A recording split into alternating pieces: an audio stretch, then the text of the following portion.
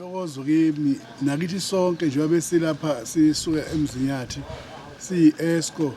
komiti lokuphatha elikhulu sihamba ke nosomlomo wethu ubaba ukunene sihamba futhi kanjalo namakhosi eholwa usihlalo oyindlu yabaholi bomdabu eMzinyathi inkosi yakwaMazibuko sihamba ke nabasebenzi beholwa futhi wethu uMesimkhwanazi besilapha namhlanje sizothokoza ngokuthi sithi ubaba ulele kwethu ngoba sekwagcwaliseka ukuthi ngo2020 saphakamisa isiphakamiso sesiqale ngo2018 ngomthetho okuhlongoza ukuthi umkhandlu loyana ubizwe ngumntwana wakwaPhindangele kubonakele umntwana wakwaPhindangele sihamba naye sijikeleza kubo bonke omasipala bangaphansi komzinyathi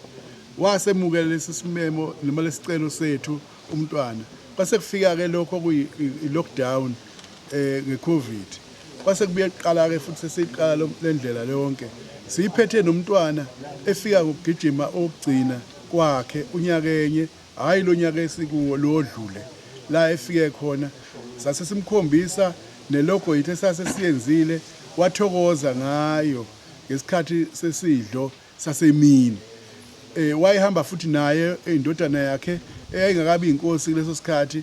isiba inkosi ke njengoba sisemukela namhlanje nomndeni wonke amashenge nje abantu abonile okukhulu kithi ukuthi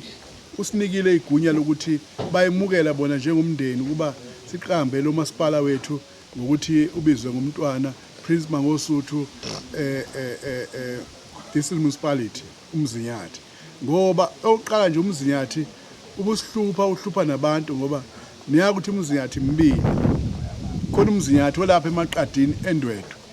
ongaphansi kweTheku eNdwedwe eduzane lapho bese bakhona umzinyathi wethu imfula yombili le manje abantu bebedideka ke njalo masikhuluma bekhulume ngomzinyathi loya noma beqhathanisa nathi okwesibili imisebenzi yomntwana waPhindangene ikhulumela yona ukuzalwa umntwana waPhindangene uzalwa lapha eNdlunkulu amakhosi aqhamleyo akwaZulu ngonyama isilo salaphana ondini isilo ucetshwayo kaMpande siyazi ukuthi sahola impi eyayiholwa futhi ulo bamkhulu umntwana inkosi umnyamana kaNgqengelele kuyazi ukuthi uyena owayendunankulu ngalesikhathi bese kuthi lapha eMvoti eMdlovayo kukhona futhi la kwala khona impi yamakhanda impi kaBhambatha kaManxiza wakaZonde lapho futhi ke bagwetshwa khona isilo sasosuthi isilo uMamonga uDinizulu abulala uQotha Imbode nesisekelo yena ubaba omkhulu womntwana ngoba siyazi ukuthi umntwana uzalwa umntwana omkhulu umntwana oqanjwe ngaye futhi ibhili lapha eMzinyathi okuthiwa iPrincess Magogo building kuyintokozo ke kithi ukuthi masikhumbula wonke lo mlando obukhosi bakaZulu siqhamba ngumntwana lo msebenzi asilahle lutho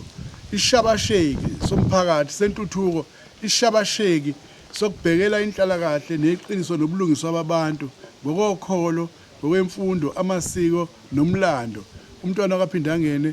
ufanelekile ngokubona kwethu kuba siyacela ukuthi siqambe ngaye lo msebenzi ngoba nakuba sayaqamba umjaho ewuphawulela inkosi lapha yakwaMajozi yasemaqameni kodwa sibona ngathi asishaya isipikili esiyokwaziwa ingane zethu ngoba kuhamba abantu mhlawumbe bakhathale egijimeni kodwa masiqambe lo masipala ngumntwana izizukulwane ngezizukulwane ziyobona ngize ngakhuluma ukuthi uba uMntombela omdala uDavid Ntombela owayilungu leshamthetho lapha eMgundlovu wakhuluma into enkulu kithi wathi wabuye ekufeni kuthiwa akazobonga wasethi noma singathatha iplango nje ezaleni masingenayo imali libhale kuthiwa Buthelezi libhale libekwe lapha isiphambano salo bothi mabebuza abantu abayodlula lapho bethi uButhelezi muphi lo bese kuchazwa kuthiwa uButhelezi lo wenza lokhu nalokhu nalokhu zonke insizwa bakwethu inezibongo zazo egiya ngazo lengqwele nomuntu kaNkuluNkulu obethanda inkolo ehlonipha efundisa isizwe sikaZulu ngonyameni ezintathu ngonyama ubhusha ubukhala ngonyama ekhothameleyo ebuzileyo ingonyama umdlokombane bese kuba ilengonyama ehlele esihlalweni indlula mithi yamakhosi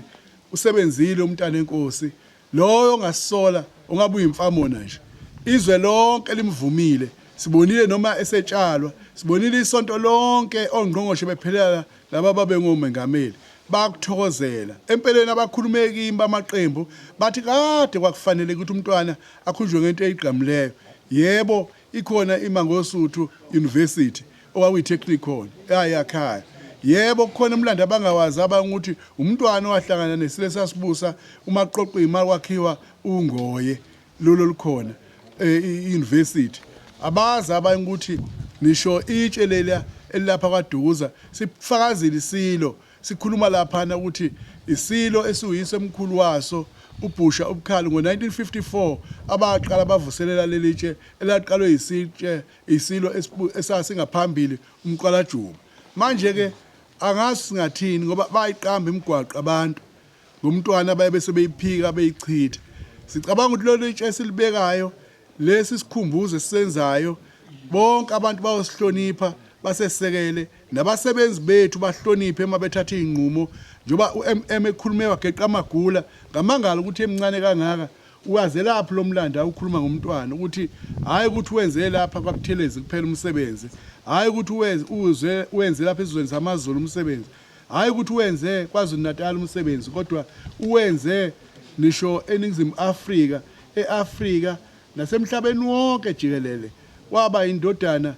yokuthula efisa ukuba kuxazululwe indaba zokubuya komhlaba ngokuthula, hayi ngegazi, hayi ngoba eyivaka kodwa ngoba eyiqhawe. Wazi ukuthi obamkhulu bakhe okhokho bakhe nababizalayo babe ngamaqhawe babebamba impi yasesandla nezizimpi, wathi alifanele lichitheke igazi manje okungenasidingo. Kanjalo bamamsana nezilo zonke silake ukuzofakaza lokho. Ufundisile umntwana abantu, wakhulisa abantu, intandane nabafelokazi, wabalekelela ukuba bathole inhlalakahle, wakhuthaza abantu kwezolimo emkhakheni loyo ukuba abantu bazethembe bangakhombi ngemino yabo uhulumeni, babeqotho ukubona ukuthi bona benzeni ukuze bakwazi ukulunga lokho. Angazi ukuthi ngathini. Mbomvu, kungane kube umzinyathi ongekho nangaphansi kwezululand ukuqanjwa ngabantwana kungabi indawo ela ngoba siyathi umntwana bezenzela umubo lomlando umntwana anako emzinyathi? Umlando phela obalekile uyichaza wona ngoba ngiqale ngo1879 umlando walapha eSandlwane la wachithekala khona igazi. Lapho leyo ndawo eyasenquthu ngaphansi komzinyathi, bese kuba lapha eShiyane indawo ewele emsinga endaweni enkosi uMajozi lapho impi yaphela khona yaseSandlwane. Bese kuba khona lapha eNgome ngo1906 icala zaphela ngo1908 lesilo sasosuthu isilo uMamonga Bulati Kothimbote nesisekelo nasi istatue sakhe lapha eMdlova eduze kweTown Hall. Afika umntwana nesilo samabandla esibuzileyo bezovula lo mlando noZulu wonke kuphele namakhosi nenhloko kahulumeni zonke beholwa umhlonishwa owayeumengameli leso sikhathi noma wayiseka mengameli umhlonishwa uZuma. Kuyintokozo kakhulu kithi ukuthi ubaba umhlonishwa uZuma nje naye noma esaphuma ekhongolose wangapha wagalela kakhulu nje eSandlwane, wakhuluma nakhona lapho ukuthi hayi umntwana ube indoda yamadoda indoda emadodeni futhi akekho obeka induku njengaye ebandla. Nabahlonishwa abaningi esibaziyo esibahloniphayo bakusekele lokhu. Ngicabanga ukuthi bonke abantu bayokhumbula emzinyathi ukuthi wonke lo mlando khona ke othinta uZulu. Uma inkosana yabo umntwana wabo eNdlunkulu simethe ngalo masipala bayothokoza nabo, hayi kuphela umndeni, hayi kuphela isizwe sakaButhelezi, kodwa amaZulu onke ngaphezulu kwamaZulu iKwaZulu Natal yonke. Futhi siyajabula ukuthi akuseyithina benkathi kuphela ababone lokho ngoba nanga umhlonishwa umncwango ongqondongqondo bamazwi uzwakele waphakamisa emini kaBha wathi ithe kwimetro ingethiwa ngomntwana ngoba evuma amagalelo akhe. Wayengazalwa la umntwana ngathi umntwana akhe university kayakhanga lapha kwaZulu. Umntwana ngenkathi yakhe amafemu kawakhanga la kwaZulu kuphela. Uwakhe nje emadadeni eNyukhasela, wakhe othukela lapha eMnambithi ezakheni. Wakhe umntwana wacabanga koSithebe komande ukuthi amafemu ayekhona. Nisho eHammersdale waba nesandla. Empeleni imkomelo endondo awutholayo okuletha amabhizinisi ePine Town lapho la ithola khona kuqala eThekwini. inganisho ilokishi laseMlazi la khonzela umntwana kwabakacele ukuthi kwakhiwe ilokishi laseMlazi umntwana waphinde angene Mbongi now that umndeni usunikezile i-green light ukuthi ngaqhubeka nomsebenzi izoqala i-process siyaqala ngomthetho ukufaka isikhangisi emaphepheni ukuthi basho abantu faya bathathe lokho bakuhlole